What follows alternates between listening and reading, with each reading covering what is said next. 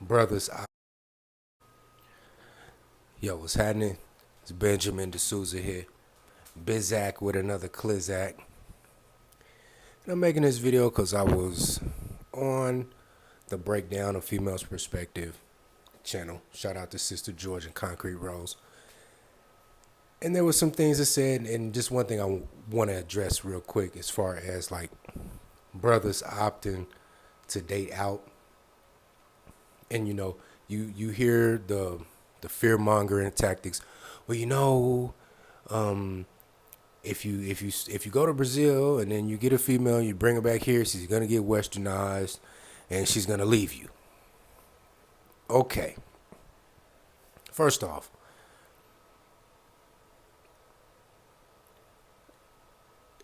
shout out to Chronicles of Judah 144 because he always says nothing in the flesh is permanent, and I had to come to understand that every relationship, every interaction with anybody in the physical realm is gonna one day come to an end. Whether me and that person part ways, whether this person passes away, or God forbid, whether I pass away, everything is eventually gonna come to an end. So if I can go to Brazil, Colombia, Southeast Asia, or wherever, and get me a wife that I'm very satisfied with on a myriad of levels, bring her back here. If I can at least get 12 years out of her, if I can ride that horse for 12 years and get about 2 sons out of her, then hey, sweetheart, I'll go ahead and cash you out. You think you can do better than me? I'll cash you out. And you can go on and try your luck. You know what I'm saying? But this whole fear mongering tactic, like, come on, like, niggas is getting put through the meat grinder right here. You know what I'm saying? You go down on 11th and Locust back home in Kansas City, and you go to the family courtroom down on Locust, and you gonna see a long line of Keishas who are putting Jamals and Tyrones and whatnot in that meat grinder of the family court system, whether it's child support or divorce or whatever the case is. Like, so come on, man. Like, come on now. I'm saying within the framework of this Western culture, if the chick is gonna eventually leave me, then I might as well be satisfied with her performance while she here. You feel me?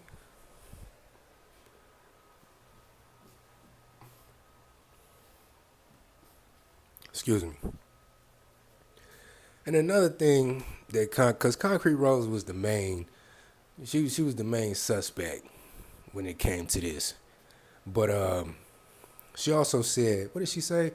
She said something to the effect of this one notable YouTuber went down to Colombia, and then he ended up getting shot and, like, I guess shot and killed, and I guess like the money that he had with him when he was down there, people don't know where it is. Well, whatever. Okay, so the brother go down in Colombia, get clapped up. Okay, whatever. Let's say, for argument's sake, that the little chick did set him up and did hit a lick. Bruh, it's plenty of females right here. Now, I know this is the lowest common denominator when I say this, because this is basically hood shit. But excuse me, we got black females here that's setting niggas up left and right.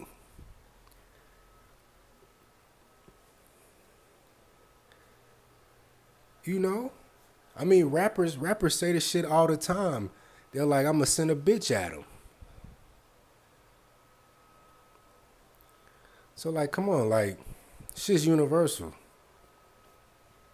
And trust me, it's enough black females right here setting brothers up and getting them robbed and killed right here. You know what I'm saying? So, regardless of where you go in the world, you still run that risk. So That's what I didn't like was the fear mongering tactics to try to dissuade brothers from making those decisions. Look, this is the main thing that the Army has taught me is that regardless of whatever your excuse is, if you didn't get it done, you didn't get it done. I learned this the hard way in basic and in AIT. Excuse me. It did not matter if I had, and just recently, some recently came up where I didn't perform a particular task, and my commander let me know. He said, "Look, D'Souza, you didn't get it done." Even though my excuse was solid. And the bottom line is, look, chick, I'm talking to the black females. Look, I don't give a fuck what childhood trauma you went through that got you fucked up in the head. I don't give a fuck that your daddy wasn't there. I don't give a fuck why you're obese.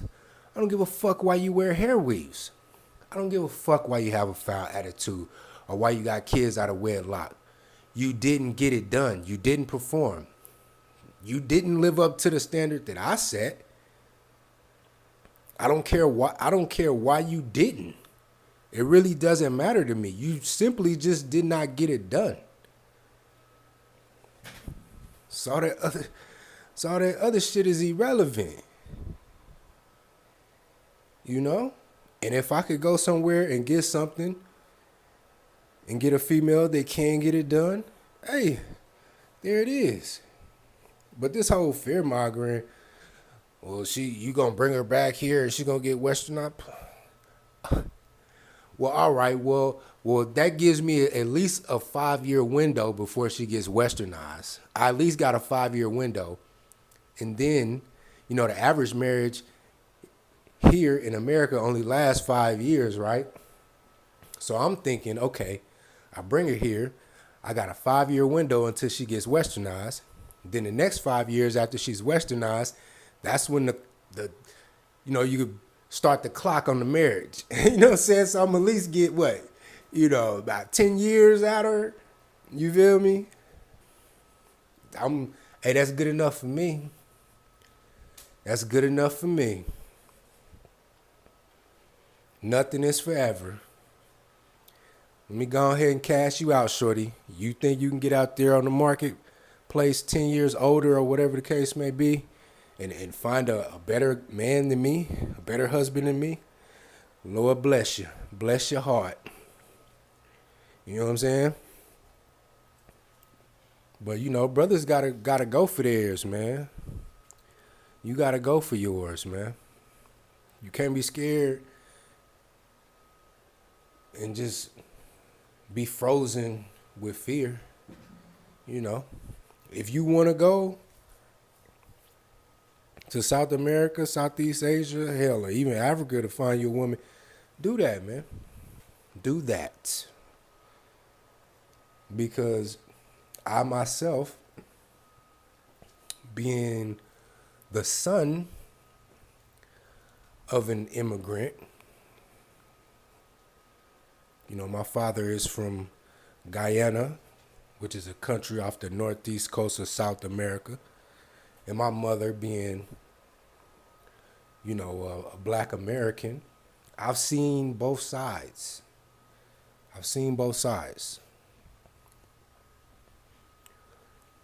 Now, I would say my father's side is patriarchal.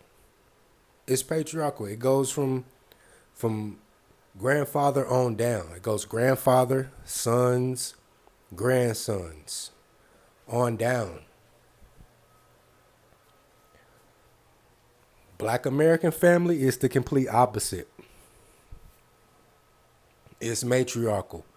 It goes big mama, all the aunties, the female cousins on down. And if you're cool with that,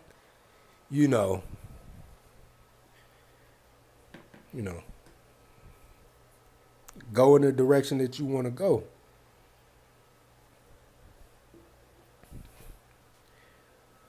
But I'm not gonna be beholden.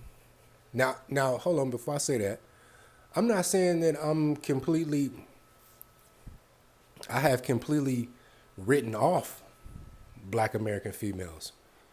You know, I am extremely scrutinizing of them.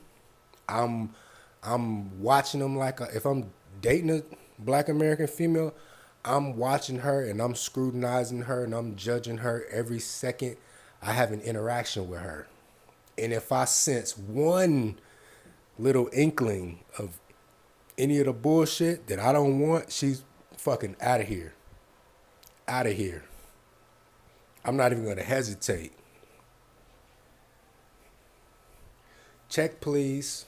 Straight up. So when it comes to the black female, the Black American female, I'm a hard judge. I'm a hard judge. And this may seem kind of, how you say, hypocritical or unfair, but I may be a little bit more lenient to another group of women. Especially if I know that this particular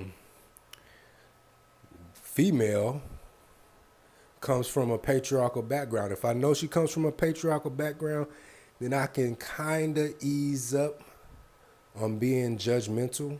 I'm being so judgmental. But I know if I'm dealing with a Black American female, I know 9 times out of 10 she came from a matriarch. She came from a matriarch. And I'm going to be hard on her. But,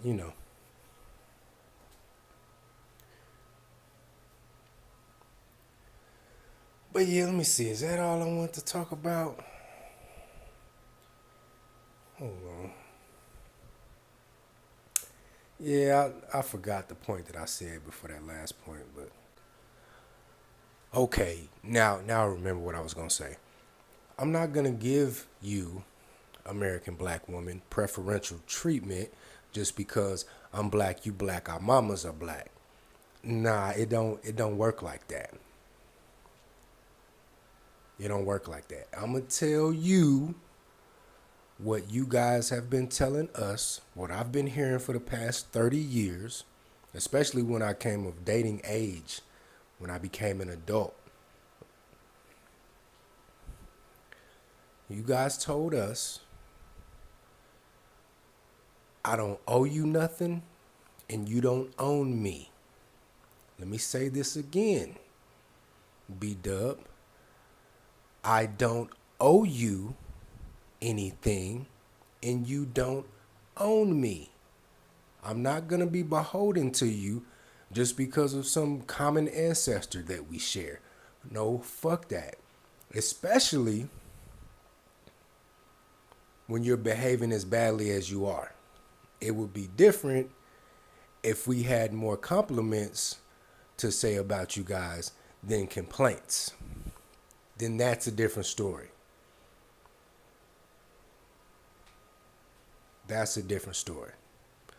Now, I get it. Motherfuckers gonna be, well, what about you black men? You black men? Yeah, I got it. I got it. But I'm on you right now. So, that's what we talking about. Because it's kind of like, put it like this. It's kind of like you got a relative, right? Let's say a cousin or even a brother, right? That's on drugs. And this motherfucker break into your house and I mean rob you blind. And you know it was him because you got the security camera video on your phone. Like you went to the security cam app on your phone and seen this nigga barefaced going up in your shit. Taking your flat screens and rambling through your shit and stealing your shit. And you go back and you tell your mom or you tell, you like, man, this nigga it was this nigga that broke into my house. Well, he's still family. Now, how many times, us as black people, how many times have you heard that? How many times have you been done wrong by a cousin, a brother, or auntie or uncle, and then another a relative of yours say, well, they still family. You can't choose your family. That's true. That is true. But at worst, if I see that nigga, no, at worst, I just go ahead and turn the video over to the authorities and get this motherfucker a lengthy rehab program upstate. Secondly, if I see him, if we wind up in the same place, he might leave in an ambulance. At the very least, I just stop fucking with this nigga altogether. You know what I'm saying?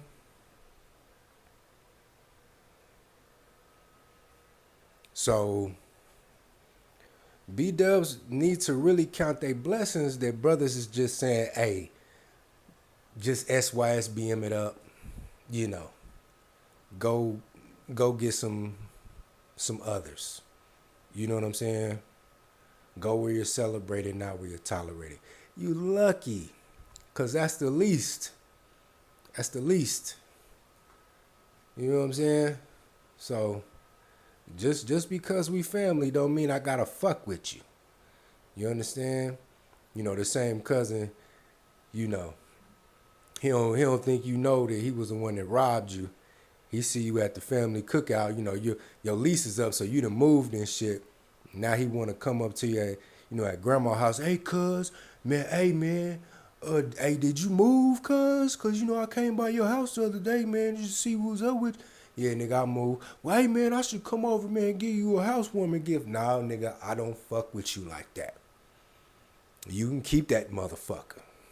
Because the last housewarming gift you gave me, it cost me thousands of dollars. You feel me? And I had to replace that door that you kicked in. You know what I'm saying? So nah, bruh. You good. You still family. I still love you. I just ain't fucking with you. You understand me? So no, black woman, I don't owe you. I don't owe you. Let's get that. I don't owe you commitment. I don't owe you whatever. And you don't own us. So y'all been telling us that. I think it is fitting. What's good for the goose is good for the gander. But yeah, that's all the points I wanted to touch on this one, man. Thick gizzle. Get up on that.